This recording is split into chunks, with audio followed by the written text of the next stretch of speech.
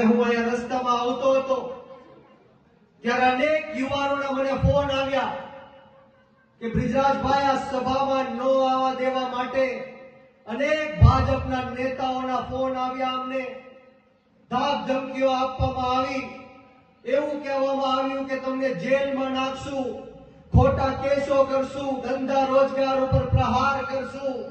પરંતુ આજે આ જાહેર મંચ ઉપરથી આ ભાજપના નેતાઓને પણ કહેવા માંગુ છું કે તમે ગમે એટલો ન્યાય કરો, અત્યાચાર કરો, ખોટા કેસો કરો કે જેલમાં નાખો, પરંતુ અમે ગરીબ ખેડૂતના દીકરા તમારી સામે મોરે મોરો દઈ દેવા માટે તૈયાર છીએ. આવનારી જિલ્લા પંચાયત અને તાલુકા પંચાયતની ચૂંટણીઓમાં આ લોકોને છઠ્ઠીનું ધાવણ યાદ દેવડાવી દેવાનું છે. અત્યાર સુધી જે અન્યાય અને અત્યાચાર આપણી ઉપર કર્યો છે એનો બદલો લેવાનો સમય આવી ગયો છે. યુવાનો, મારે ખાસ તમને કહેવું છે કે આ દેશ લોકશાહીમાં માનવા વાળો દેશ છે, પરંતુ આપ સૌએ હમણાં સોશિયલ મીડિયામાં જોયું હશે કે જ્યારે હું સુરત ખાતે સભા કરવા માટે જઈ રહ્યો હતો ત્યારે આ હર્ષ સંઘવી ફફડી ગયો, ડરી ગયો કે બ્રિજરાજ સોલંકી જો સુરતમાં આવશે તો મારો વિરોધ કરશે. અહીંયા જે ડ્રગ્સ વેચાય છે, અહીંયા જે ડ્રગ્સ વેચવામાં આવે છે એને ઉજાગર કરશે. હર્ષ સંઘવી આખા ગુજરાતની પોલીસ મારી પાછળ લગાડી દીધી અને અંતે ભરૂચ ખાતેથી મને ડિટેન કરવામાં આવ્યો, એરેસ્ટ કરવામાં આવ્યો. 42 કલાક સુધી ગેરકાનૂની રીતના મને પોલીસ સ્ટેશનમાં ગોંધી રાખવામાં આવ્યો. પરંતુ એ સભામાં હું હાજર ન રહી શક્યો. એ સભામાં ખૂબ બહોળી સંખ્યામાં લોકો આવ્યા હતા, પરંતુ ખુશી સાથે કહેવું પડે આ ગૃહમંત્રીના હોમ ટાઉનમાં એના જ ઇલાકામાં હર્ષ સંઘવીને ચેલેન્જ આપી લલકાર ફેંક્યો કે હર્ષ સંઘવી સાંભળી લે, रण में जो हार मान ले वो वीर नहीं है,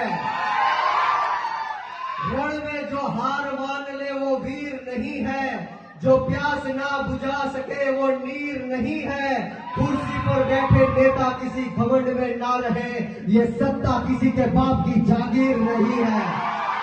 आ सत्ता कोईना बापनी जागीर નથી.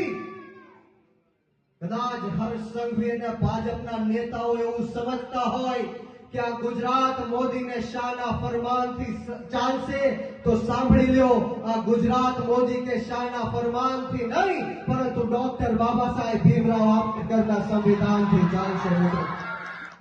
એ ડોક્ટર બાબા સાહેબ ભીમરાવ આંબેડકર જેણે આપણને સમાનતાની વાત કરતા શીખવાડી, ધર્મ નિરપેક્ષતાની વાત કરતા શીખવાડી, પરંતુ દુઃખ સાથે કહેવું પડે કે આ દેશના સૌથી ભ્રષ્ટમાં ભ્રષ્ટ વડાપ્રધાન, સૌથી ખોટામાં ખોટા વડાપ્રધાન નરેન્દ્ર મોદી જ્યારે પણ ચૂંટણીઓ આવે ત્યારે આપણને હિન્દુ મુસલમાનના નામે ભ્રમિત કરવાની વાત કરે. વાત સાચી કે ખોટી?